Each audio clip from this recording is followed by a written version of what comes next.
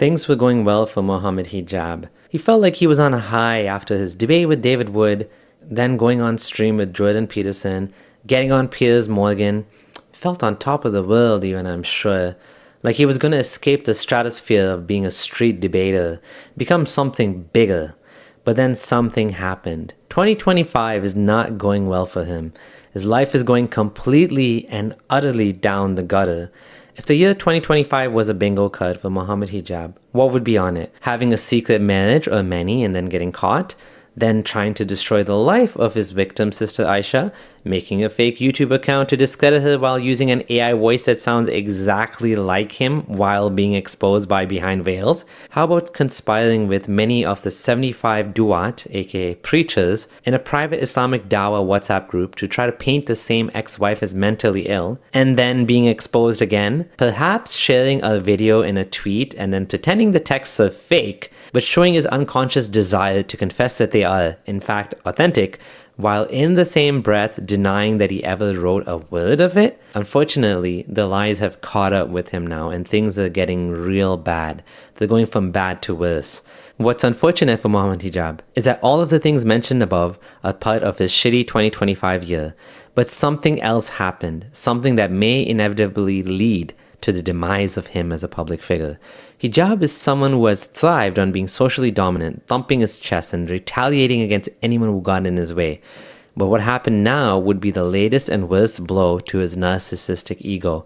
His humiliating loss against journalist Douglas Murray in court, where he was called a liar and ordered to pay nearly a whopping $1 million USD. It's not every day that we see someone with narcissistic tendencies get recognized for what he is in court and called out for being a combative, argumentative liar. Why are you celebrating this victory? Because you consider me to be a significant opponent. And in fact, that's flattering to me. I'm sorry to say, it might sound narcissistic, egotistical. Oh, he's an egomaniac, he's a narcissist, he's saying this, that. But all you're doing by doing this, you're overcompensating this much, is you're assuring me of my own self-worth. Today we're going to get into all the juicy details of how his personality ultimately led to his downfall and what this means for the Dawah. Let's get into it.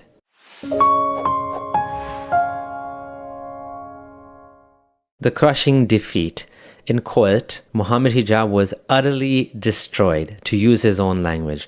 The whole point of the defamation lawsuit is to claim he lost income over this slanderous article that Douglas Murray wrote about him. However, it appears the whole thing was a scam. He claims to have lost a £3,500 a month deal to be a brand ambassador for the charity One Ummah, a $1,500 a month advertising contract with supplements company Nature's Blends, and £30,000 for a Ramadan fundraising campaign with charity Salam. I want to ask you, do you think any of these companies actually care about Douglas Murray? Look how much money he's getting from these Muslim companies. This guy's loaded. But the judge wasn't stupid. The messages that he relied on for these claims have the appearance of being contrived for the purpose of these proceedings, the judge said. They addressed Hijab formally, despite coming from people who knew him well. They blamed the article, and they provided material that would be necessary to support a claim for financial losses, when one might not generally expect such detail. They also arrived at roughly the same time, which was several weeks after the article, but very shortly before a letter of claim was sent. So in a nutshell, it all looked very suspicious. Talking about 1,000 IQ genius here thought he was going to get away with this scam, right? To make matters worse, Mr. Wasway from Nature's Blends had to try to explain his recent conviction and time spent in prison for making false court claims after staging car accidents. It doesn't get any better than this. Nice choice of friends, Hijab. Scammers like yourself. You're in good company. The point he was trying to make was that his reputation was harmed and he lost money from it. But the judge said he harmed his own actions, ruined his reputation much more severely than Douglas Murray ever could. That the number of lies Hijab told in court was so numerous that his evidence overall is worthless. That's right, worthless. The judgment also noted that as well as being combative and constantly argumentative, Ultimately, hijab was his own undoing. Over to Huda to explain more. Quick pause. If you are enjoying this video, click the like button and subscribe to our channel. We love to talk about the underbelly of the Dawa world, and there's more where this came from. If you want to do even more, join us on Patreon. Now, back to the video. Mohammad Hijab has narcissistic tendencies. I am not diagnosing Mohammad Hijab. I just want to make that clear. I am simply discussing what could be happening in a scenario like this. I want to point out the consistent narcissistic tendencies I have observed in him over the years. And I also want to show you guys how these tendencies have led to negative outcomes in his adult life. With narcissism, specifically grandiose, we see the following: low agreeableness, entitled, requires admiration, self-centered, extroverted, domineering, resistant to criticism, arrogance, social boldness, superficial charm, callous, antagonistic, socially dominant. How many of these have we seen in Mohammad Hijab? Well, we already saw how that played out in a Douglas Murray defamation trial. Mohammad Hijab sat at the back of the courtroom and ate donuts while his lawyer, Mark Henderson, delivered his closing submission. "You will have seen that my client is argumentative, can be provocative," said Henderson. "Some people might think that he is a bit of a smart aleck, a bit too cocky." Hijab reclined in his chair and licked the sugar from his fingers. I think one of the most observable narcissistic behaviors we saw in court was him reclining in his chair, eating donuts, and licking his fingers while his own lawyer admitted to his client being argumentative and provocative. A narcissist does not experience a great deal of distress. In this case, learning his own fate about whether or not he lost the defamation case. Hijab is entitled and arrogant, which means he is already the winner. It doesn't matter whether or not this evidence is accepted or believed. He's a liar. He lies to himself constantly, and he needs to believe those lies. He is also showing his entitlement by completely ignoring any possibility that he might be in the wrong here, and he may be the one paying the costs, not the other way around. In fact, he even admits to his own narcissism very casually. I'm just saying, for the sake of it, local imam loses a defamation case. It's not going to make the news. Yeah, people in the mosque won't know. Why have you guys spent £1 million? More than £1 million. I don't know how much you spent on me. Why are you celebrating this victory? Because you consider me to be a significant opponent. And in fact, that's flattering to me. I'm sorry to say, it might sound narcissistic, egotistical. Oh, he's an egomaniac, he's a narcissist, he's saying this and that. But all you're doing by doing this, you're overcompensating this much, is you're assuring me of my own self-worth. Amazing. Even though he's the one who started the case, this is proof to him of how amazing he is. That they spent money defending themselves against his lies. No hijab. That's called standing up to a bully. Any idiot can go to court and sue someone, and getting slapped with $1 million fine just shows your words are worthless. When the narcissist snaps, one of the most destructive types of personalities with narcissistic tendencies is a person in power. Mohammad Hijab has managed to build a Dawa culture and reputation of being antagonistic, having social boldness, and being domineering, while also keeping his flock dedicated to him as he slithers around, conducting secret marriages and dragging out a defamation lawsuit that is so painfully obvious who the winner will be. This is what narcissism does, guys.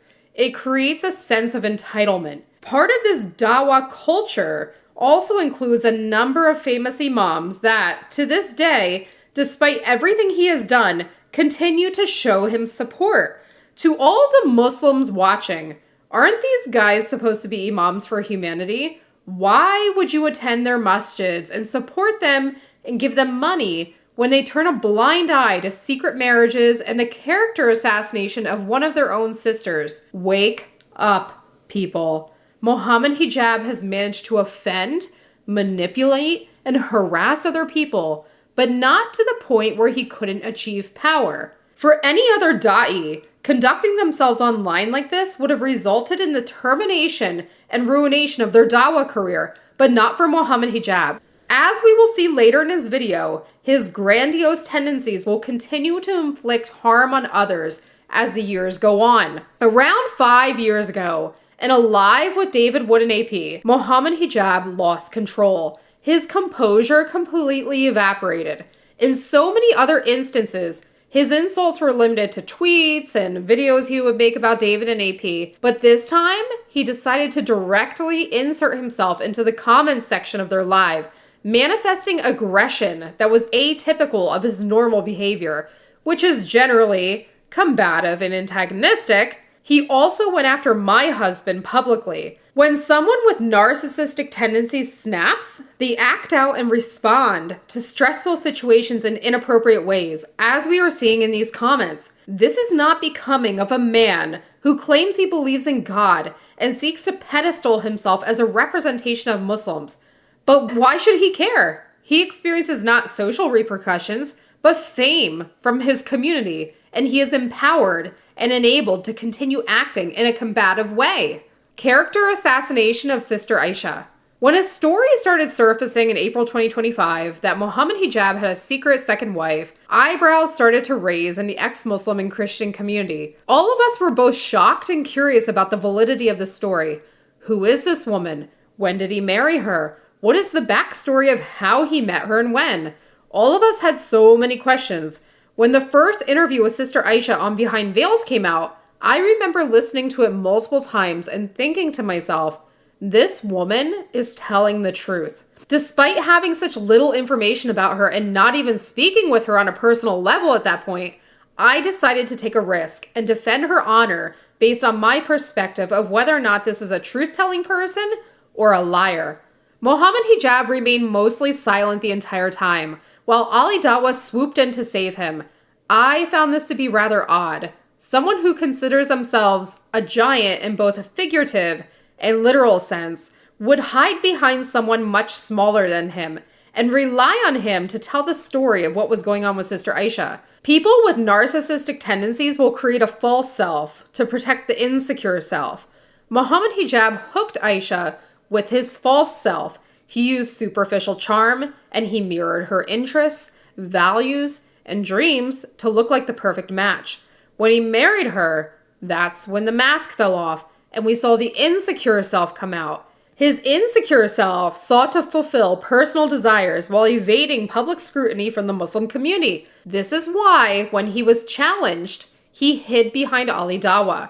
By having Ali Dawah as a flying monkey speaking for him, Hijab was able to avoid any sort of public slip-up, a crack in his mask. He wanted to maintain his role as a powerful Dawah leader while avoiding any direct confrontation. Also, if Ali Dawah messes up or says something factually incorrect on his behalf, well, that's Ali Dawah's fault, not Mohammad Hijab. Grandiose causes suffering in other people, and we saw this in his interactions with Salman, Sister Aisha, and Sheikh Turane, and many others. What's next for Hijab? How many pornographers do they have? People that engage in pornography. Is there ever, we have enough dies? Is there ever a time where they say, well, we've got enough, like, what's that thing called that they pay monthly for? Subscription? Is it the sexual something? What's it? I forget what's it called. OnlyFans. Yeah. They never say, oh, we have enough OnlyFans models. No. They never say, oh, we have enough pornography actors. They never say we have enough actresses. They never say we have enough musicians. They never say but we, for some reason, have to say, oh, we have enough dies now. Is that what he thinks of himself? A sex performer? Is this his next career option after MMA? I mean, he was taking his shirt off in public. Maybe it's a hint? After this disaster, being called a liar in court, that his evidence is worthless, and the train wreck of bad press, if anything, the community should want to distance themselves from him. He is nothing but bad press. This would be wise. But sadly, nobody prominent who works with Hijab is openly coming out and condemning Hijab's various stunts. And in particular, I'm thinking of Hamza Sordis, Sabur, and the rest of the guys who were in that group that conspired against his ex-wife Aisha. Hijab recently uploaded a video on this, and here are some of the comments on it. Mohammad Hijab's video is peak delusion. He's acting like the judge just made it up and was biased, when in reality, the court examined the evidence and applied the law. Courts don't operate on feelings or fan loyalty. They operate on facts. Claiming bias because you lost, that's not insight, it's desperation. And now he's appealing and saying it's not over? Seriously, an appeal doesn't magically overturn reality. It just rehashes the same case under scrutiny by a higher court. The facts don't change, and his arguments haven't suddenly become stronger just because he yells about injustice online. Hijab is spinning a narrative that paints him as some kind of martyr for truth, when in reality, he's exposing his own inability to substantiate claims. Delusion masquerading as bravado, and it's transparent to anyone paying attention. The court case is over, the ruling is clear, and his "it's not over" line just makes him look even more unhinged. Anyone with sense will know a defamation case is the most costly and weakest of cases to pursue. You target the judge, but don't show any reflection on his summary that actually your reputation was so tarnished in view of the notoriety you invite, example t-shirts you merchandised, the obvious fake contracts of loss of earnings from sincere Muslim donations, which opens another topic. Don't pretend you put too much trust in the system when you live off attacking the establishment and Islamophobes. Your ego got the better of you, and sadly, you don't have people around with sense and wisdom to slap you into wisdom and clarity, as if you believe the system is against you. You definitely wouldn't believe a defamation case would return a favorable outcome. What contradiction and deflection.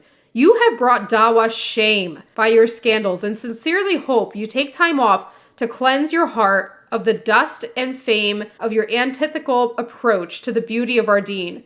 Of course, it's framed as martyrdom, as a sign of no real introspection, and shows how ignorant and shameless you are. A sincere lesson for Muslims to return to Allah. Is hijab really too big to fail? If so, the Dawah is going to fail along with him, and that's a good thing. Leave Islam behind. Life is better and more beautiful without it.